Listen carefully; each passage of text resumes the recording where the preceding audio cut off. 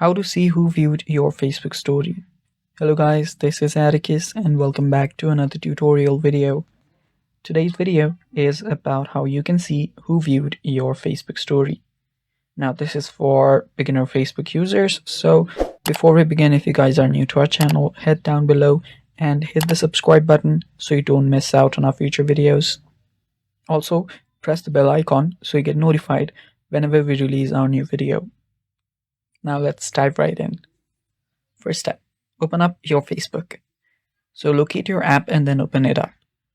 After you open up your Facebook, you'll then see your story posted right here. All you have to do is tap on it and you will be able to view your story. Now, if you swipe up simply, you will see all the viewers who has viewed your story. Now here you will notice that there are only two users or two viewers, but it shows here that there are three viewers. Now at the bottom, if you look there, you'll find the others option.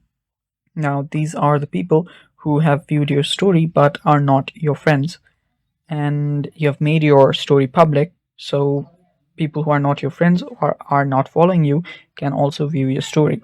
So that others option is there for those people, and yeah, people who are your friends will be listed right here who have viewed your story.